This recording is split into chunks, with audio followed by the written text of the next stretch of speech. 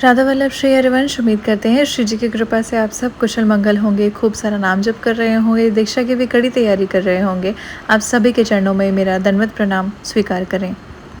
पूज्य सद्गुरुदेव भगवान अपने सत्संग में बताते हैं कि जो जितना ज़्यादा नाम जप करता है, अगर किसी को नाम जप की शक्ति जाननी है तो वो बताते हैं कि जो जितना ज़्यादा नाम जप करता है उतनी ही ज़्यादा उसको भागवतिक शक्ति प्राप्त होगी। और जब भी किसी साधक के पास आध्यात्मिक शक्ति ज़्यादा होती है तो वो क्या होता है, वो निर्विकार हो जाता है। जैसे कि हम जो भी साधक हैं या कोई भी, सद्गुरुदेव भगवान अपने सत्संग में बताते हैं कि जैसे मान लीजिए आप नाम जप कर रहे हैं तो फिर आपका मन करेगा कि थोड़ा सा कुछ पद पढ़ लेता हूँ या पढ़ लेती हूँ, फिर उसके बाद मन करेगा कि आपका चले ठीक है मैं कुछ और पाठ कर लेते हैं, उसके बाद नाम जप करेंगे। इस तरीके से तो एकाग्रता में किसी एक मंत्र पर फोकस कर पाना बहुत ही मुश्किल है, ऐसा सद्गुरुदेव भगवान बताते हैं।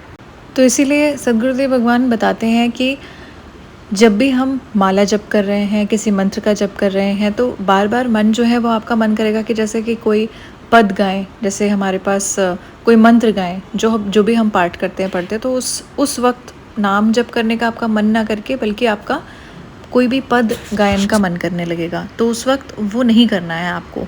अगर ऐसा मन करता भी है तो आपको सिर्फ़ और सिर्फ नाम जप में ही मन लगाना है। उस वक्त के लिए अपने दिमाग को थोड़ा सा डेविएट मत होने दीजिए। उसके बाद खुद ब खुद धीरे धीरे इस चीज़ पर आप कंट्रोल पा सकते हैं, ऐसा सद्गुरुदेव भगवान कहते हैं। और फिर उसके बाद वो बताते हैं कि जैसे कभी कभार हम सब के साथ ऐसा होता है कि माला ले लिया, उसके बाद ऐसा मन करता है कि थोड़ा सा पार्क में टहल के आ जाते हैं, थोड़ा सा बालकनी में खड़े हो जाते हैं, उसके बाद माला कर लेंगे, या फिर थोड़ा सा कुछ टीवी देख लेते हैं या थोड़ा सा फ़ोन देख लेते हैं, उसके बाद माला कर लेंगे। इसीलिए जो भी मंत्र आपको जो मिल गया है, जो भी नाम आपको मिल गया है सद्गुरुदेव भगवान से, वही आपको लंबे समय तक एक ही मंत्र को चलाते रहना है। जैसे कि लास्ट वीडियो में भी मैंने आपको बताया था कि सद्गुरुदेव भगवान ने अपने सत्संग में एक बार बताया था कि 3 तरीके के नाम जप होते हैं। एक होता है मानसिक, एक होता है उपांश, एक होता है वाचिक, जो हम बोल के करते हैं। उपांश यानी जो हम मन में करते हैं, और जब हम चिंतन हमारा नाम का होता है तो वो मानसिक जप होता है।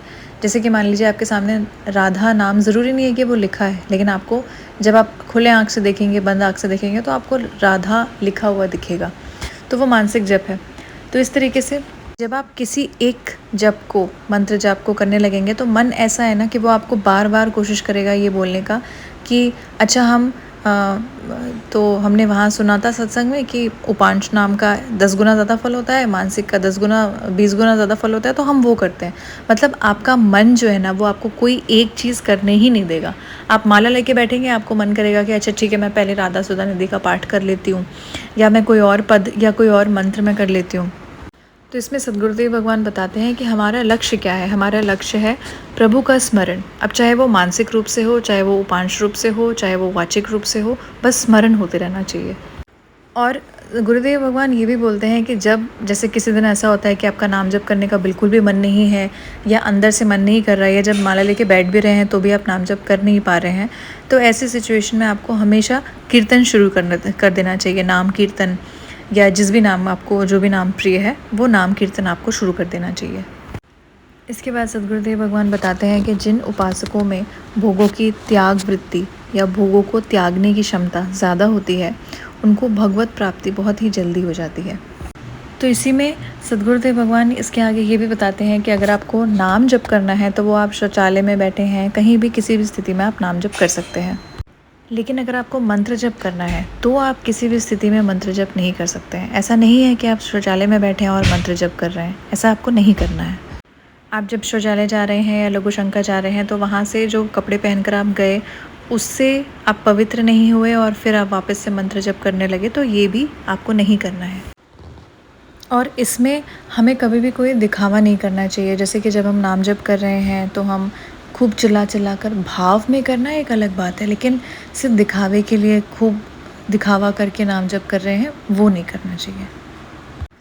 इसके आगे सद्गुरुदेव भगवान बताते हैं कि अगर एक आदमी ध्यान कर रहा है, एक आदमी नाम जप और नाम कीर्तन कर रहा है, तो दोनों में से जो इंसान नाम जप और नाम कीर्तन कर रहा है उसकी आध्यात्मिक उन्नति में आपको फ़र्क साफ दिखाई देगा। इसीलिए सद्गुरुदेव भगवान हमेशा हमें ये याद दिलाते हैं कि कलयुग केवल नाम आधारा, कलयुग केवल महिमामयी है, काफ़ी महिमामयी हैं। और कलयुग केवल नाम आधारा, कलयुग में आप नाम जापक आपको बनना ही चाहिए, नाम जप आपको हमेशा करना चाहिए। और सद्गुरुदेव भगवान बताते हैं अपने सत्संग में कि नाम जप करने से कलयुग में बड़े बड़े यज्ञ और तपस्या करने का फल आपको मिल जाता है जब आप कलयुग में नाम जप करते हैं। राधा वल्लभ श्री हरिवंश।